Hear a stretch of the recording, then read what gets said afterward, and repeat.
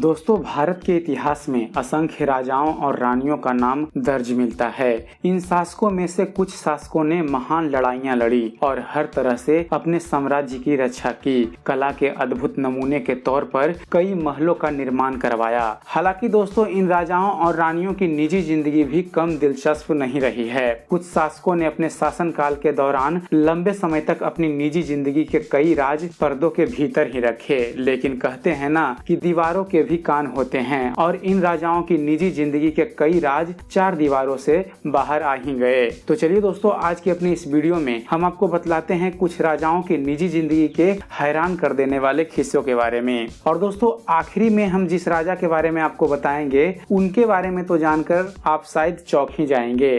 तो चलिए दोस्तों, शुरू करते हैं इस इंटरेस्टिंग वीडियो को। पहले बात करेंगे भरतपुर के महाराज किशन सिंह के बारे में। दोस्तों, भरतपुर के महाराज किशन सिंह अपने विचित्र शौकों के लिए जाने जाते थे। उन्होंने एक या दो से शादी नहीं की, बल्कि उनकी 40 शादियां हुई थी। दोस्तों, उनके शाही शौकों के बारे में सुनेंगे तो आप हैरान रह जाएंगे। दीवान जरामणि दास ने अपनी किताब महाराजा में किशन सिंह की जिंदगी से जुड़े कई वाक्यों का जिक्र किया है। किशन सिंह को तैराकी का बहुत शौक था। अपने इस शौक को पूरा करने के लिए वह किसी भी हद तक जा सकते थे। महाराजा किशन सिंह ने गुलाबी संगमरमर वाली एक झील बनवाई और उसमें उतरने के लिए चंदन की लकड़ियों वाली सीढ़ियां बनवाई। दोस्तों, चंदन की 20 छड़ियां इस तरह रखी हुई थी कि दो राजा एक छड़ी पर आराम से खड़े हो सकें। और दोस्तों, उनके स्वागत में उनकी पत्नियां निवस्त्र होकर सीढ़ियों पर खड़ी रहती थी। सभी रानियां अपने हाथों में एक मोमबत्ती लिए रहती थी। इसके अलावा प्रकाश के सभी स्रोतों को बंद कर दिए जाते थे। अपने हाथों में मोमबत्तियां लेकर ये रानियां नृत्य करती थी। जिसकी मोमबत्ती सबसे अंत तक जलती रहती थी, उसे राजा के साथ रात्रि में समय बिताने का मौका मिलता था। फिरोज शाह तुगलक के राज। दोस्तों, फिरोज शाह तुगलक ने पैलेस कॉम्प्लेक्स का हिसार में निर्माण करवाया। फिरोज शाह तुगलक ने अपनी प्रेमिका गुजरी के लिए इसका निर्माण करवाया था, इसलिए इस शाही महल को गुजरी महल भी कहा जाता है। चलिए आपको छोटी सी झलक दे देते हैं फिरोज शाह तुगलक और गुजरी के प्रेम प्रसंग के बारे में। दोस्तों, बात उस समय की है जब तुगलक राजा नहीं बने थे, बल्कि वह राजकुमार ही थे। फिरोज शाह तुगलक को शिकार का बहुत ज्यादा शौक था। जंगलों के भीतर एक ऐसी जगह थी जहाँ अपने परिजनों द्वारा परित्यक्त लोग रहते थे। गुजरी नाम की एक महिला वहाँ रोज दूध बेचने जाया करती थी और दूध बेचकर अपनी आजीविका चलाती थी। फिरोज इसी जगह पर गुजरी से मिले थे। फिरोज शाह तुगलक गुजरी से मिलने के लिए दीवाने हो गए थे। जल्द ही गुजरी उनकी प्रियतमा बन गई। जब फिरोज शाह तुगलक ने गुजरी को दिल्ली दरबार में एक सम्मानजनक पद देने का प्रस्ताव दिया तो गुजरी ने इनकार कर दिया। इसलिए फिरोज शाह तुगलक ने उससे मिलने के लिए हिसार शहर में एक किले का निर्माण करवाया और अपने लिए गुजरी महल बनवाने का आदेश दिया।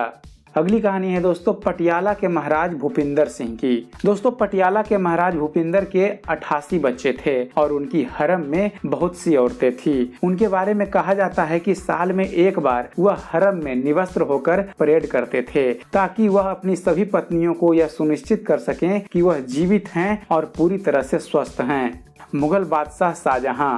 दोस्तों, लोग ताजमहल को प्यार के प्रतीक के तौर पर ही याद करते हैं। हालांकि ताजमहल लगातार बच्चों को जन्म देने की वजह से मुमताज की हुई मौत की गवाह है। दोस्तों, मुमताज की मौत शाहजहां के 14वें बच्चे का जन्म देने के बाद हो गई थी। मुमताज की मृत्यु 39 साल की उम्र में हो गई थी। चूँकि वह शाहजहां के दिल के बहुत करीब थी और मुगल बादशाह शाहजहां उसकी खूबसूरती का कायल था, इसलिए शाहजहां ने मुमताज के अलावा किसी और पत्नी से बच्चे पैदा नहीं किए। लगातार बच्चों को जन्म देने की वजह से मुमताज को कई गंभीर समस्याएं हो गई और उनकी मौत हो गई। मुमताज की मौत के बाद शाहजहां ने अपनी कजिन से शादी कर ली। मुमताज की मौत के बाद उसने करीब 8 शादियां और की थी। महाराणा कुंभा। दोस्तों, राजस्थान 1443 ईस्वी में कुंभलगढ़ के महाराजा राणा कुंभा कुंभलगढ़ किले की दीवारें बनवाने के प्रयास में असफल रहे थे। महाराणा कुंभा को एक आध्यात्मिक नेता ने बलि देने की सलाह दी। बलि के बाद जहां मानव सिर गिरता वहां पर दीवार बनाने और जहां पर शरीर गिरता उसके आसपास किले का निर्माण करवाने की सलाह दी। ऐसा कहा जाता है कि किले की दीवार बनाने के लिए रहस्यमयी तरीकों से हजारों की संख्या में लोगों की बलि दी गई थी। हैदराबाद के निजाम। दोस्तों, आजादी के बाद अपनी धन दौलत और ठाठ बाट गंवाने की उनकी चिंता पूरे देश में जाहिर हो गई थी। उन्होंने इस डर से ट्रकों में अपनी धन और दौलत को छिपा दी, जो उसके बाद दीमकों का भोजन बन गया। जयपुर की महारानी गायत्री देवी। दोस्तों, भारत के शाही घरानों में से सबसे खूबसूरत महिला थी गायत्री देवी। उनकी जिंदगी में कई ट्रेजेडी हुई। उनके पहले पति की मौत पोलो खेलते हुए हो गई थी और फिर 1997 ईस्वी में उनके बेटे की भी मृत्यु हो गई। जुनागढ़ के नवाब। दोस्तों, ऐसा कहा जाता है कि वह 800 कुत्तों के मालिक थे। उन्होंने अपने हर एक कुत्ते की देखभाल के लिए एक कर्मचारी नियुक्त किया था। उन्होंने अपने 2 पसंदीदा कुत्तों की शादी में लाखों रुपए खर्च किए थे। रानी अलामे लम्मा का श्राप। दोस्तों, वाडियार राजवंश ने मैसूर के राजा की हत्या कर मैसूर के साम्राज्य पर अपना अधिकार कर लिया। ऐसा कहा जाता है कि मैसूर की रानी ने भागने की कोशिश की लेकिन पकड़ी गई। रानी ने वाडियार राजवंश को उत्तराधिकारी विहीन भविष्य का श्राप दिया और आत्महत्या कर ली। बाद में श्राप का शिकार राजवंश ने रानी की मूर्ति बनवाई और उनकी पूजा करना शुरू कर दी। महल में सालों साल यह परंपरा जारी रही।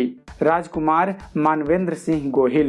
दोस्तों, वह शाही परिवार के इकलौते ऐसे शख्स थे जिन्होंने सार्वजनिक तौर पर अपने गे होने की बात स्वीकार की थी। बाद में उन्हें उनके परिवार ने त्याग दिया।